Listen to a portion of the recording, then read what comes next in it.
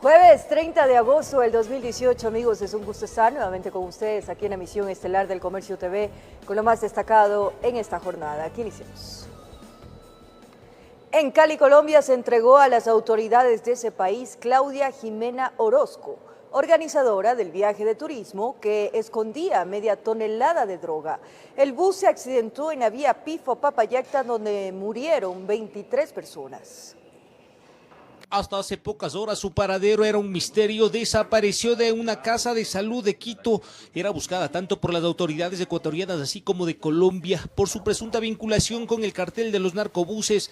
Antes de su entrega brindó una rueda de prensa en la oficina de su abogado en la ciudad de Cali. Claudia Jimena Orozco llegó apoyada en 2 muletas. Estoy aquí para ponerme a disposición de la justicia porque me requieren, porque quiero aclarar todo. Apareció después de varios días para intentar despejar dudas y preguntas. La mujer que figura como organizadora del narcoviaje con pasajeros colombianos que salió de Cali pidió disculpas a las familias de las víctimas mortales. Necesito pedir perdón a todas las familias porque cometí un error. Me equivoqué. En sus declaraciones aceptó haber organizado el viaje, que fue contratada por alias La Cucha, quien murió en el siniestro de tránsito, que tomó la decisión de entregarse a la justicia porque no tiene ningún vínculo con la organización de narcotráfico que utilizaba buses para movilizar droga. Y siempre fue lo mismo, simplemente me decía, vas como la guía turística, como la organizadora del evento. Reveló que antes del fatal accidente que dejó 23 pasajeros fallecidos, organizó otros viajes al sur del continente, que no sabía de las caletas clandestinas donde guardaban la droga, que el viaje de la muerte era el 4 y en este algo se enteró. ¿Usted sabía que había droga en ese bus? Me di cuenta en el último viaje, no sabía ni de qué se hablaba ni de qué cantidad. Que decidió entregarse a la justicia para colaborar con las autoridades y decir su verdad. Según la señora, solo se ganaba unos pesos para poder subsistir. ¿El conductor estaba involucrado?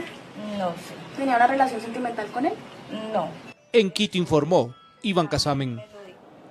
Horas más tarde, la Fiscalía de Colombia rechazó la detención de Claudia Jimena Orozco, organizadora del viaje que llevaba droga y donde murieron 23 personas, argumentando que no existe una orden de captura en su contra y que están a la espera de un pedido de extradición del gobierno de Ecuador.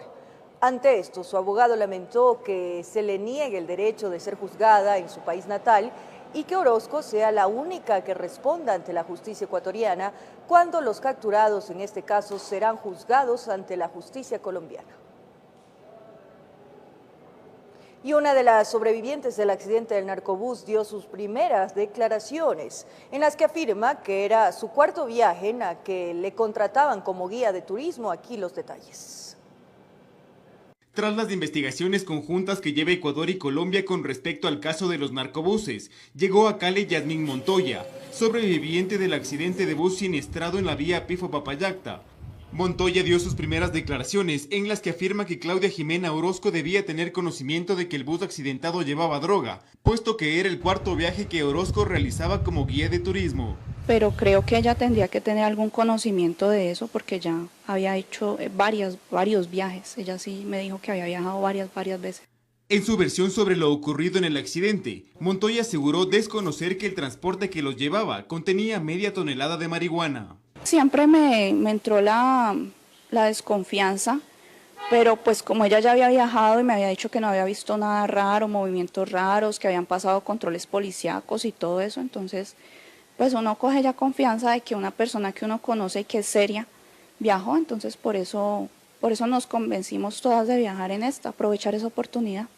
Además de en sus turísticos. Y Claudia se bajó, habló con los supuestos patrocinadores del viaje y cuando volvió y se subió al bus, él nos dijo que nos ofrecía el tour para que fuéramos a pasear a los alrededores de Isnos, a conocer los sitios turísticos, pero con la condición que si hacíamos el tour, después de venir del tour no saliéramos con que de todas formas nos devolvíamos. Con la realización de Andrés Reina, informó Edison Saavedra. Cambiamos de tema. El gobierno derogó el decreto 094 que fue firmado por el expresidente Rafael Correa y que impedía el pago de bonificaciones de las jubilaciones en el sector público. Con esto, el Ejecutivo anuncia que retomará los procesos de pago de las jubilaciones a los servidores en todos los sectores. Había sido un pedido del sector de los jubilados desde hace más de un año. Es que 3 días antes de abandonar el poder, el expresidente Rafael Correa había dejado firmado el decreto 094 que normaba el pago de jubilaciones e impedía la entrega de bonificaciones a los nuevos jubilados. Esto quedó suprimido con esta decisión del presidente Lenín Moreno. Los servidores públicos menores de 70 años ya podrán recibir la compensación por su jubilación. La reforma hemos hecho, al acuerdo ministerial 094, también permitirá a quienes se acojan a este pago con bonos del Estado recibirlo en efectivo cuando hayan cumplido los 70 años. Y aunque desde el régimen se reconoce la difícil situación económica que se atraviesa, es fundamental, dijeron, cumplir con quienes han dado todo en la vida y ahora quieren jubilarse. El que tengan una jubilación digna y que tengan derecho a esa jubilación que les fuera conculcada en el gobierno anterior. El presidente reconoció los atrasos y una deuda de más de 1.250 millones de dólares que se ha acumulado en los últimos 12 años. La mitad ha sido cancelada y se buscan recursos para pagar la otra mitad. Como ven, estamos corrigiendo esta injusticia que raya en la inhumanidad. Vamos a retribuir su esfuerzo garantizándoles una vida digna. Lenín Moreno pidió disculpas a nombre del gobierno por no haber cumplido a tiempo con los jubilados, que lamentablemente ya no están y han muerto en este proceso. Muchos han esperado hasta 10 años para recibir su compensación, algunos inclusive con el doloroso peso de una enfermedad, y algunos también se adelantaron a nosotros en el momento de la partida. Qué vergüenza que eso haya ocurrido. Siempre les ofrecemos disculpas por esos casos penosos, que no ocurrieron en nuestro gobierno, pero que son responsabilidad del Estado. Se espera que hasta finales de este año se cancele al menos 100 millones de dólares adicionales y que para el próximo año los rubros para jubilaciones sean consideradas ya en el presupuesto general del Estado. Esa es la promesa desde el gobierno. Permite que se continúe un proceso normal, fluido, planificado y presupuestado, que nunca más tendremos que escuchar de parte de los jubilados: no hay plata para pagarnos. Con esta acción se busca también cumplir con los profesores jubilados desde 2008 hasta 2010 que no recibieron la bonificación completa de su jubilación. Informó Javier Gallo. 4 militares serán investigados por la muerte de Froilán Jiménez, ex miembro del Grupo de Intervención y Rescate GIR de la Policía Nacional, quien perdió la vida en la revuelta policial del 30 de septiembre del 2010, cuando el expresidente Rafael Correa abandonaba el hospital policial. Fue el 30 de septiembre del 2010, en la revuelta policial, que el uniformado del Grupo de Intervención y Rescate GIR de la Policía, Froilán Jiménez, perdió la vida cuando resguardaba el vehículo en el que el expresidente Rafael Correa abandonaba el hospital de la Policía Nacional. Han transcurrido casi 8 años y las autoridades decidieron reabrir el caso. Por parte del Comando Conjunto de las Fuerzas Armadas no se emitía de manera oportuna el listado o la nómina de los servidores militares que acudieron al 30 de septiembre del 2010 al Hospital de la Policía Nacional. No se remitía el listado de este personal militar. Sin embargo, se lo ha hecho, y de estos 1000 servidores militares que acudieron, han salido ya 4 en base a las pericias criminalísticas como las personas sospechosas que ejecutaron a Froilán Jiménez. Pese a ser convocados por la Fiscalía para que rindan su versión libre y voluntaria, no lo hicieron. Nosotros simplemente comparecimos acá a presentar un escrito, absolutamente nada más. No soy la persona autorizada para pronunciarme. ¿Usted estuvo en el operativo del 30S? No, nosotros somos abogados institucionales, absolutamente nada más. Edwin Romero es del abogado de la familia de Froilán. Quiere que se llegue hasta las últimas consecuencias porque se habría utilizado munición de grueso calibre en la incursión al hospital. Indudablemente este caso tiene que ser declarado crimen de Estado. Aquí existen funcionarios, ministros que dispusieron a servidores militares, a oficiales superiores, que trasladen personal militar con este tipo de munición y este tipo de fusiles a interferir en el Hospital de la Policía Nacional y ataquen a personas vulnerables quienes se encontraban al interior. Creen que la investigación previa es de vital importancia porque ahí se podrá determinar si la orden salió desde el propio expresidente. No se puede utilizar este tipo de munición 2.23 que es utilizado para uso para guerra. Ese tipo de munición, de acuerdo a las pericias criminalísticas, pueden destruir el motor de un vehículo, paralizar un vehículo. Y no se podría haber intervenido con ese tipo de munición al hospital de la Policía Nacional. De hecho, se estaría atentando contra protocolos internacionales. En la diligencia legal estuvo presente el asambleísta César Carrión, quien en esa fecha se desempeñó como director del hospital policial. Muchos otros funcionarios, como comandantes de ejército y de policía, tendrán que responder ante una justicia independiente. No lo hubo en ese momento de la investigación porque fue manipulada la justicia. Hoy es una diligencia más. Se deberá disponer nuevo día y hora para que los 4 militares respondan algunas inquietudes, informó Héctor Romero. Que se tipifique la desaparición forzada de personas como un delito y que se cree una ley para la investigación, búsqueda y localización de las personas desaparecidas es lo que demandan amigos y familiares. Hemos hecho marchas, hemos hecho plantones, hemos hecho un montón de cosas y el gobierno no ha dicho nada. Que lo que uno vive, absolutamente nadie lo debe vivir. Por eso es nuestra lucha. Es el sentir de familiares de personas desaparecidas que se muestran alarmadas al ver cómo las cifras en esta problemática social se incrementan. Hablan de 10.500 casos anuales. A decir lo que está pasando en este país porque el Estado está tratando de invisibilizar que las personas desaparecen. Porque ¿qué es lo primero que nos dicen cuando vamos a poner la denuncia? Que se fue por su propia voluntad, que ya ha de regresar. Exponen cifras que habrían obtenido de la Fiscalía y de la Dirección Nacional de Delitos contra la Vida, Desapariciones, de Extorsiones y Secuestro de Personas de NACED, donde se establece que aproximadamente desde el 2013 al 2017 se registran 42.953 personas reportadas como desaparecidas. Continúan las mujeres siendo las que más desaparecen. El 67.22% son de desaparecidos totales son mujeres en la actualidad. Aumentó un 22% de la cifra que mantenían en el 2016. Pichincha y Guayas son las provincias donde se reportan más casos, seguidas de Azuay, Los Ríos y Santo Domingo de los Áchilas. La provincia de Pichincha registra un total de 12.746 personas desaparecidas, mientras que la provincia del Guayas registra 11.039 personas desaparecidas. Datos que en algunos casos no les convence. Podemos observar grandes inconsistencias en las cifras por género y por edad, específicamente 662 personas que no cuentan con una fecha específica de desaparición en el reporte por edad y aparte también 143 personas a las que se desconoce la edad, según las mismas tablas y reportes de la Fiscalía y la DINASED en el reporte 2018. Tienen en mente 2 proyectos de ley que serán entregados al Ejecutivo y Legislativo. Que se tipifique la desaparición forzada por personas particulares como un delito, porque al no ser un delito se lo hace como acto administrativo. Y esto, al ser un acto administrativo, tiene muchas inconsistencias. La segunda cosa que estamos pidiendo es que exista una ley para la investigación, búsqueda y localización de las personas desaparecidas. Al conmemorarse este 30 de agosto el Día Internacional de las Personas Desaparecidas, se preparan para una gran marcha que se desarrollará este sábado en la ciudad de Quito, informó Héctor Romero. La Defensoría del Pueblo solicitó a la justicia medidas de protección para 14 familias afrodescendientes por supuesta violación a sus derechos. Esto en el marco de un litigio de tierras que mantienen con el gobierno autónomo del Quinche. Fue la propia defensora del pueblo, Gina Benavides, quien llegó hasta el Complejo Judicial Norte para presentar la solicitud de medidas cautelares a favor de 14 familias afrodescendientes en el marco de un litigio de tierras que mantienen con el gobierno autónomo de la parroquia del Quinche.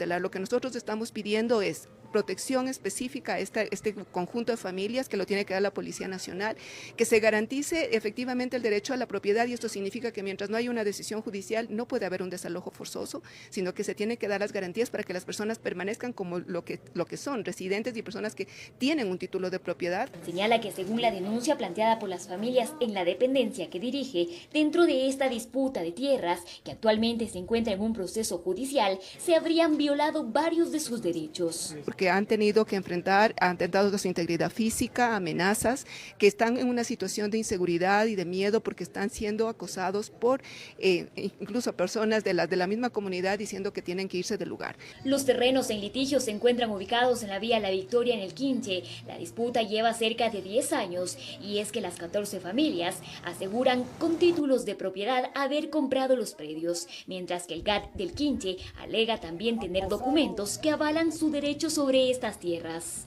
Están ocupando ilegalmente los predios que son del GAT parroquial del Quinche, de los cuales nosotros tenemos toda la documentación legalizada. Estos terrenos, según las autoridades del GAT del Quinche, estarían destinados para la construcción de espacios recreacionales para la parroquia, por lo cual ya se han registrado varios conflictos con la comunidad, a partir de los cuales, según la defensora del pueblo, se habría vulnerado los derechos de estas familias ante su solicitud a obtener el servicio básico del agua potable. La Junta Parroquial del Quinche establece que efectivamente ahí hay una disputa en el territorio y que no deberían tener porque aparecen en el catastro a nombre de la Junta Parroquial esos predios, y en cambio ellos tienen los títulos de propiedad. Entonces, como hay esta disputa, la Junta Parroquial hizo acciones para que efectivamente el LEMAPS les corte el servicio. Le contaré que ni en la iglesia nos quieren regalar agua, son contadas las tiendas que nos venden. Se espera que en las próximas semanas el juez competente resuelva esta solicitud de medidas de protección para estas 14 familias.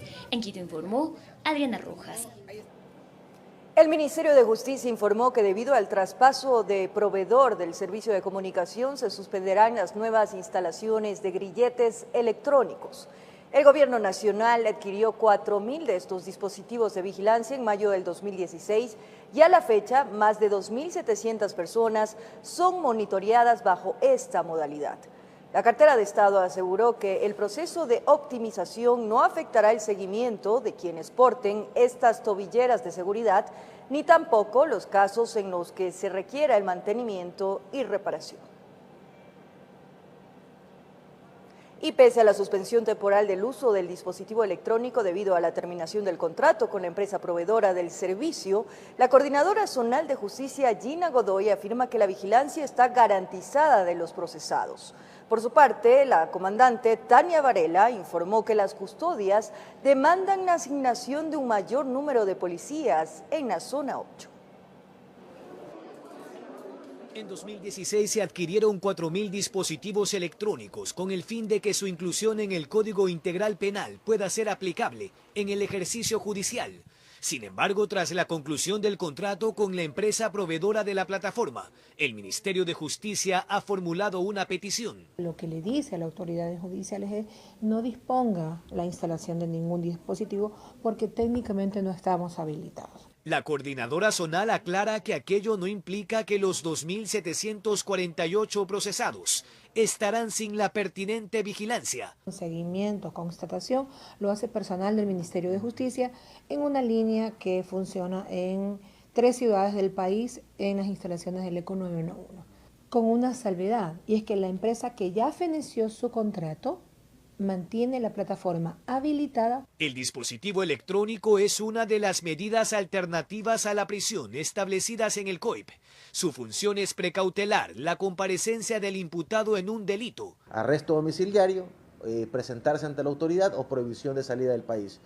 Pero el uso del dispositivo no está confinado a ciertos delitos. Por su parte, la comandante zonal 8, Tanya Varela, informó que mientras se supera el problema, no nos conviene de ninguna manera que en vez de generar una prisión preventiva les den un arresto domiciliario, porque es dar una seguridad de 3 policías. Que espero no sea muy lejano, lo podamos resolver. ¿Y en qué tan poco tiempo podría ser en virtud de esta transición? El Ministerio de Justicia ha sido suprimido, debe pasar al Ministerio del Interior. Hay un decreto presidencial que dispone la optimización del aparato público. El Ministerio de Justicia hasta este momento se mantiene con las mismas funciones. Con lo cual, la suspensión de la entrega de dispositivos electrónicos para potenciales usuarios se mantendrá hasta segunda orden, informó Jorge Escobar. En la ciudad de Guayaquil, el Comité Permanente de la Defensa de los Derechos Humanos y los familiares de las víctimas del caso González y otros cuestionan una demanda por intimidación y fraude procesal. interpuesta por los 6 policías sentenciados. Por su parte, la esposa y la madre de los desaparecidos exigen celeridad en la investigación de un hecho suscitado en una farmacia en el año 2003. El operativo policial que derivó en la muerte del cobrador y un cliente de la farmacia se suscitó el 19 de noviembre de 2003. Pero 15 años después, y a pesar de que en 2016, tras el informe de la Comisión de la Verdad, los familiares lograron una sentencia contra 6 de los 30 agentes acusados, ahora enarbolan el contragolpe. Persecución y tráfico de influencias y fraude procesal.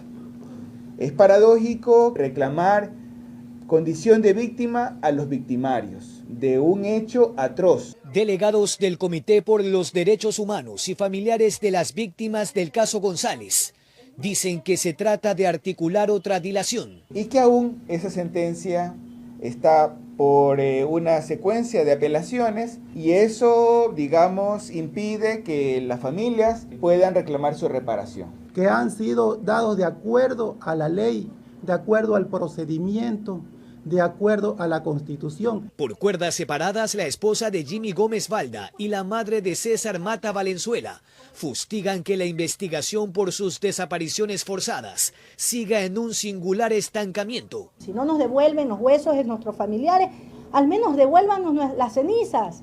Ok, ya no nos devuelvan nada, pero devuélvanos la libertad de saber la verdad. Las niñas quedaron pequeñitas de años 5 meses, ya están señoritas, tienen 16 años.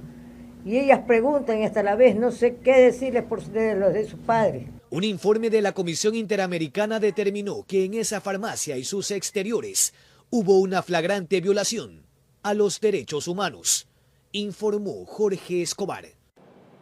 Varias sentencias judiciales estarían intentando abrir la posibilidad de la aprobación del matrimonio igualitario, pese a que esto no es reconocido por la Constitución ecuatoriana. 2 juezas de Cuenca sentenciaron la inscripción en el registro civil de una pareja de hombres.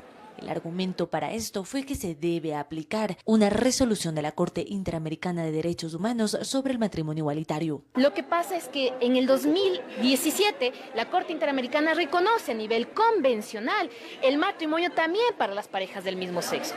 ¿Cómo se resuelve este conflicto? Bajo el principio de favorabilidad, es decir, aplicando la norma más favorable para las personas, que en este caso es la opinión consultiva número 17. Pero a decir de Carlos Larco, jurista y vocero del movimiento Vida y Familia, esta resolución no podría aplicarse pues no es vinculante para Ecuador, al no ser el país que solicitó la opinión de la Corte. Pero en este caso es una opinión que la Corte da de una consulta que hace el Estado de Costa Rica. En esa opinión, la Corte recomienda, no es que dice se ordena o se dispone, recomienda que los estados hagan lo posible para modificar su legislación que pudiera permitir la existencia de matrimonios en parejas homosexuales. De acuerdo a la Constitución ecuatoriana, en el artículo 67, el matrimonio es la unión entre hombre y mujer, descartando que el enlace legal pueda darse entre personas del mismo sexo. No puede un juez romper la norma constitucional, tiene que someterse a ella. Para cambiar este articulado de la Carta Magna sería necesario una reforma que podría darse a través de la Asamblea Nacional o una consulta popular. Mientras el soberano, que es el pueblo, no lo autorice, no es posible. El Registro Civil de Cuenca interpuso un recurso de apelación a la disposición de las magistradas. La resolución sobre esto se conocerá en los próximos 10 días. En tanto, también se conoce de otro caso similar. La sentencia habría sido emitida por una jueza de tránsito de la zona de Carapungo, en el norte de Quito. Yo estimo que dar un fallo, dar una sentencia en contra de texto expreso de la Constitución constituye un delito que debería ser sancionado. Informó Carolina Basante. Varios nombres suenan ya en el ámbito político de quienes podrían terciar en las próximas elecciones como candidatos a la prefectura de Pichincha. Federico Pérez y Juan Zapata han sido abordados por un equipo de Televicentro para conocer su postura en torno a una posible candidatura. Fue prefecto de Pichincha entre 1992 y 1996 y luego legislador. Con una amplia carrera política, Federico Pérez asegura que está dispuesto a regresar a la lid electoral como candidato a prefecto en las próximas elecciones. Y hay que volver con más fuerza, con más ímpetu, pero al mismo tiempo con más pasión, Javier. porque se perdió también este concepto de servicio con pasión. Ahora es simplemente la obligatoriedad que tengo porque ya me eligieron. Empresario de larga trayectoria en la capital, asegura que busca la prefectura porque es tiempo de devolver a esta institución la categoría que se merece y que fue eliminada por el correísmo. Se perdió este concepto de que era independiente en sus acciones y en sus funciones con respecto al servicio de la provincia y se convirtió en una agencia política. ¿Cómo se convirtieron casi todas las provincias y las alcaldías? Porque había una especie de chantaje, o te unes a mí o no te doy nada. Aunque no lo confirma, su candidatura estaría auspiciada por el movimiento Creo de Guillermo Lasso y todo esto se concretaría en las próximas semanas. A mí nadie me ha preguntado si quiero ser prefecto, le soy franco. No es que yo estoy esperando que todo el mundo me diga que viva el prefecto, no, yo le pido a la gente con sencillez y humildad que me permita servirle a esta linda provincia nuevamente. Otro nombre que suena para la prefectura es el del capitán Juan Zapata, ahora secretario de Seguridad del municipio de Quito. Afirma que movimientos sociales, ciudadanos y partidos políticos habrían dialogado sobre esta posibilidad. Tiene que ser agradecido, porque aquí hay una diferencia, que Juan Zapata no se ha ido a mostrar ni se ha ido a prestar a ningún movimiento ni a ningún barrio. Son los movimientos y los ciudadanos los que han venido a decirle, oiga, capitán, creo que usted es una buena opción para nosotros. Que por el momento está concentrado en su trabajo en la Secretaría, que a finales de septiembre tomará una decisión definitiva. Por ética y por profesionalismo, mientras yo sea el secretario de Seguridad, yo no voy a gastar un solo segundo en dedicarme a otras cosas que no sean la Secretaría. No le desagrada la idea de terciar en las próximas elecciones, pero que deberá ser una decisión que tome conjuntamente con sus familiares. El tema familiar es muy fundamental. Quizás los funcionarios que manejamos riesgos no tenemos horario, no tenemos vacaciones, no tenemos fin de semana. Quizás la familia también será un factor importante que le diga, oye, ya, un poquito más hay que dedicarse a la casa. Son los nombres que hasta el momento suenan como candidatos a la prefectura de Pichincha y que buscan terciar en las próximas elecciones. Estos nombres se podrían reconfirmar en un par de meses. Informó Javier Gallo. El Pleno del Consejo Nacional Electoral Transitorio estuvo en la ciudad de Cuenca para informar sobre los avances de la organización del proceso de elecciones seccionales y de autoridades del Consejo de Participación Ciudadana y Control Social. Los máximos representantes del Consejo Nacional Electoral Transitorio se reunieron en la capital Azuaya con representantes de organismos de la ciudad y provincia, sobre todo de las universidades cuencanas, para realizar una especie de rendición de cuentas. Del recorrido que estamos haciendo en el país para brindarle siempre la actualización de nuestra tarea. Otra intención de la visita era escuchar y determinar las necesidades específicas de las instituciones electorales de la región dentro del proceso electoral del 2019. Queriendo dar resultados positivos, transparentes y eficientes en las próximas elecciones. Dejaron claro que el propósito principal del Consejo Transitorio es lograr reinstitucionalizar el CNN, del cual el pueblo demanda transparencia y respeto a su decisión en las urnas. Con una sola fuerza, con una sola misión de que el país construya su democracia respetando la voluntad del pueblo, pero sobre todo respetuosa de las diferencias. El doctor Vega, presidente del Consejo Nacional Electoral, reconoció que por el tiempo el padrón electoral no podrá ser depurado en su totalidad. Es posible que en los 2 primeros meses el tiempo no permita para todo, pero tendremos la seguridad de abrir un camino de transparencia que va a ser muy difícil volver atrás. La autoridad manifestó que espera que el informe presentado a la Contraloría sobre lo investigado en el CNE desde hace 7 años se dé pronto, porque es necesario un baño de verdad. La necesidad de que se investigue a qué empresas se dieron contratos. Empresas que además no constan registradas en la Superintendencia de Compañías. Por otro lado, secuestro de la base de datos para el concurso de los anteriores miembros.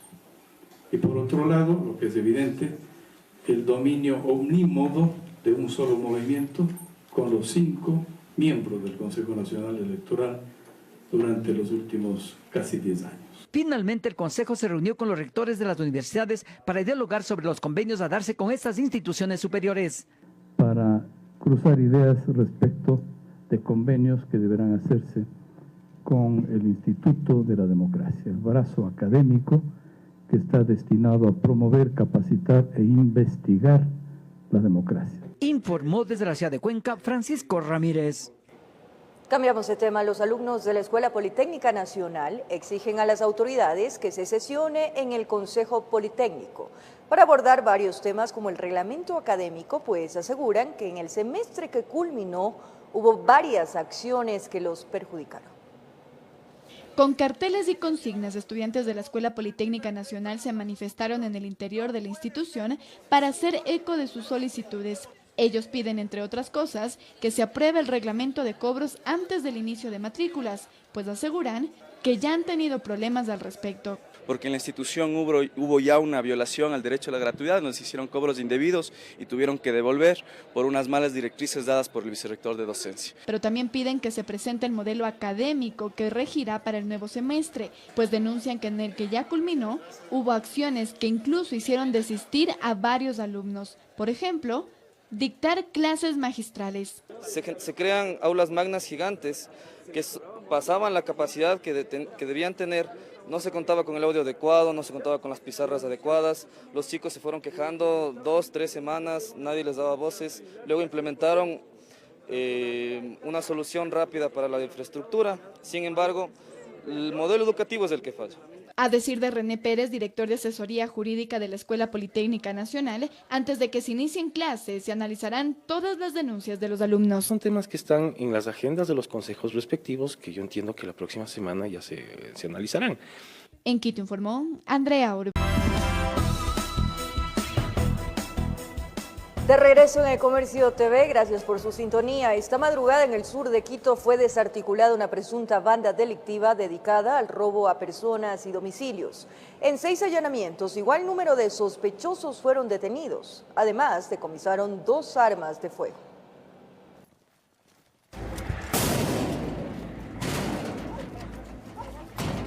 Cuando el reloj indicaba que un nuevo día empezaba, elementos tácticos del Grupo de Intervención y Rescate, Fiscalía y agentes de la Unidad de Inteligencia Antidelincuencial coordinaban los últimos detalles. Con las órdenes de allanamiento, las direcciones exactas, los equipos cruzaban las calles del sur de la capital en busca de 6 supuestos integrantes de una banda delictiva que visitaba casas ajenas.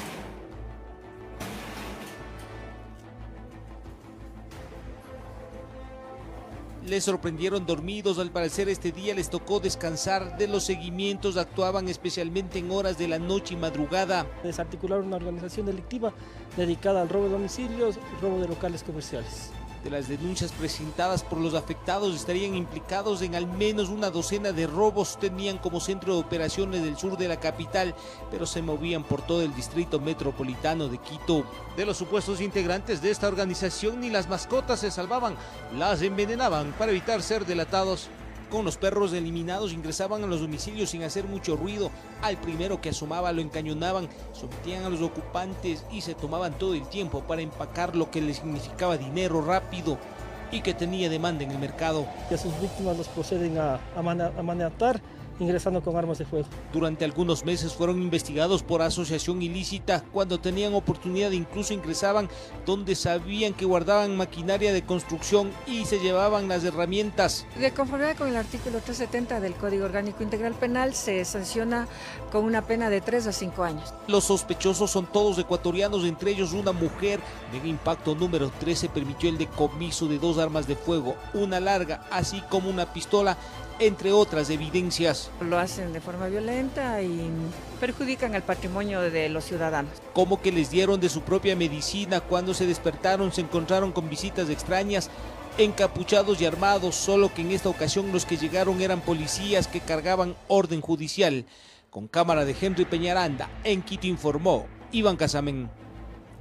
Desarticulan una organización delictiva que supuestamente era comandada desde la cárcel de la ciudad de Guayaquil. La banda operaba en las afueras de las entidades bancarias bajo la modalidad de sacapintas.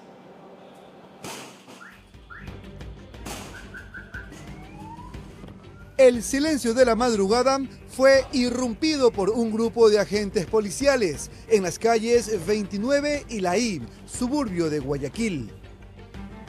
Los uniformados buscaban a los integrantes de una banda delictiva que operaba en entidades bancarias bajo la modalidad de sacapintas. Porque estarían inmersos en actividades delictivas relacionadas con robo, asalto a personas de la modalidad de sacapintas. La modalidad es de robo a entidades financieras, las personas que salen, sí, las personas que salían de las entidades financieras.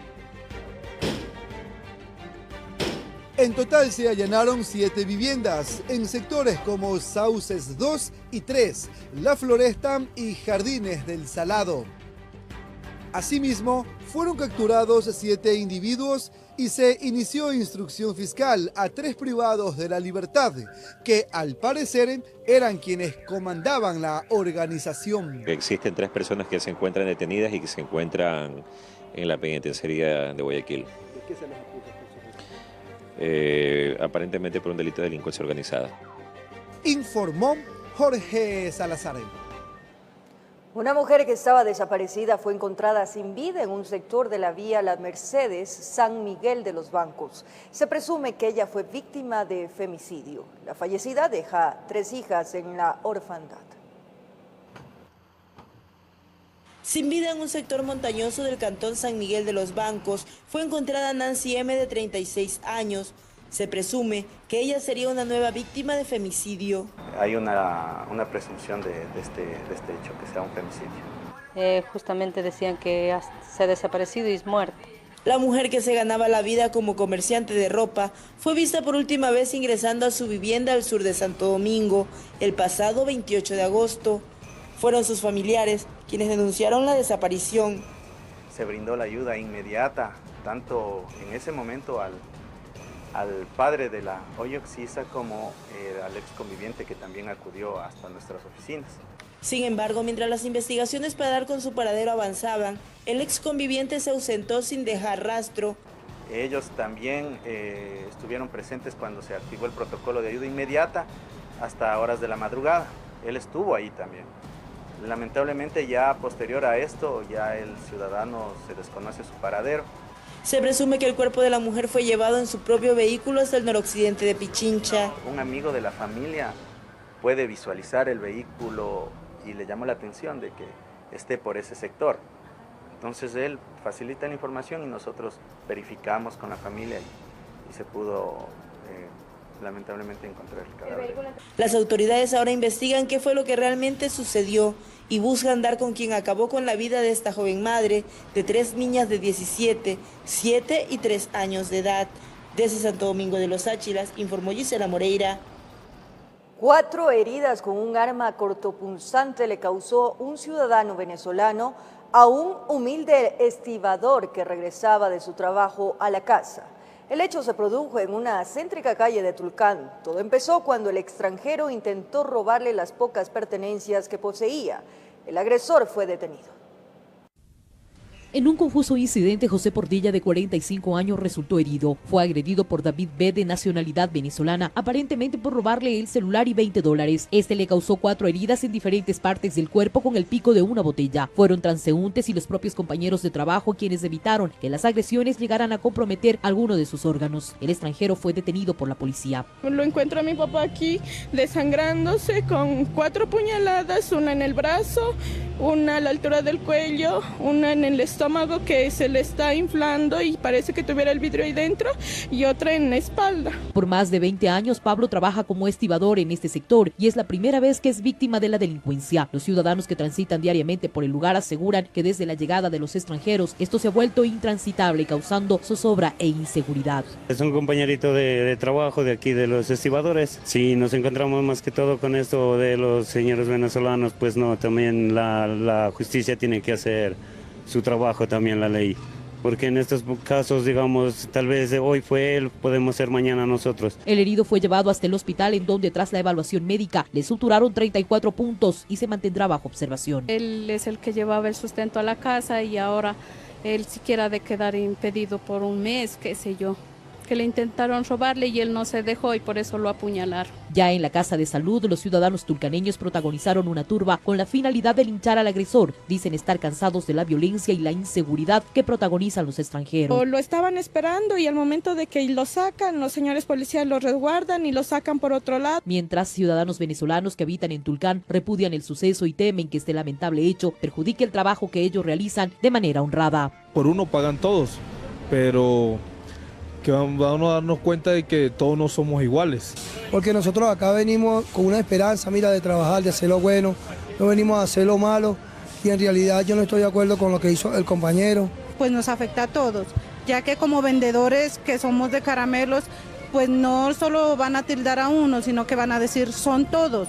Desde Tulcán informa Miriam Enríquez. En la provincia de Los Ríos, un taxista fue atacado con un destornillador en un intento por robarle. El presunto responsable ahora se encuentra detenido, esto en Babahoyo, mientras que en Quevedo una joyería fue visitada por 4 antisociales. Uno de los delincuentes fue capturado. Debido a la redoblada seguridad que posee el local de joyería, optaron por violentar primero este local de jugos, ubicado en una de las esquinas de las calles Clemente Ballén y Rumichaca. En ese lugar también sustrajeron algunas de las herramientas para cumplir con la tarea diaria. Mi primo, él viene todos los días a abrir el local y que es la sorpresa que se encuentra con las seguridades que estaban destruidas. Lo mío se me han llevado lo que son las licuadoras, el extractor de jugo, una maleta que tenía con cosas, dinero en efectivo. Continuaron ampliando su accionar hasta que realizaron una apertura en la pared justo de aquel lado que limita con la joyería. El uso de objetos pesados habría facilitado esta tarea. Realizan un oramen por la pared y obviamente ingresan a la joyería, pues obviamente rompen la pared con algún medio contundente y producto de esto dan hacia el otro lado. Aparentemente no ingresaron en su totalidad hasta este negocio, habrían aprovechado la cercanía con una vitrina y fue suficiente con ingresar el brazo para sustraer todo cuanto había en su interior. Y producto de esto pues obviamente se sustraen joyas. Las joyas de oro dejarían más de $50.000 en pérdidas y ya hasta el momento dieron inicio a las investigaciones que permitan detectar a los autores de esta situación. Estamos con vida, que es lo más importante, las cosas se recuperan. Informó José Morales. En los deportes, en la Federación Ecuatoriana de Fútbol se dio a conocer la lista de 22 convocados para disputar los partidos amistosos frente a Jamaica y Guatemala en la próxima fecha FIFA. El cuerpo técnico de la selección ecuatoriana se alista para lo que será la primera participación de la TRI en fechas FIFA. Ecuador disputará 2 partidos amistosos en Estados Unidos, el 7 de septiembre frente a Jamaica y el 11 de septiembre frente a Guatemala. Hernán Darío Gómez, flamante director técnico de la TRI, dio la lista de los convocados para enfrentar a los países centroamericanos. Arqueros, Alexander Domínguez y Pedro Ortiz. En la defensa, Frickson Erazo, Gustavo Vallecillas, Robert Arboleda, Juan Carlos Paredes, John Espinosa, Cristian Ramírez y Mario Pineda. Mediocampistas, Ángelo Preciado, Edison Vega, Steven Franco, Jefferson Orejuela, Fernando Gaibor, Sebastián Méndez, Junior Sornosa, Renato Ibarra, Romario Ibarra y Fernando Guerrero. Delanteros, Miller Bolaños, Ayrton Preciado y Erner Valencia. 25 años de edad es el promedio de esta lista. El bolillo afirmó que las puertas de la selección no están cerradas para nadie, así como también se refirió al caso de Frickson Erazo, quien no tendrá competencia en su club por este semestre. Este muchacho es un buen líder y es un back central titular de la selección, pero yo no lo voy a dejar perder. Dentro de mis gustos, es uno de los que más me gustan en ese puesto. Además habló de la ausencia de Felipe Caicedo en la lista. Lo que más quiere un jugador de fútbol es ponerse la camiseta de la selección. Y él se la quiere poner. Yo hablé con él y está contento con la llegada mía. Con la realización de Andrés Reina, informó Mauricio Sánchez.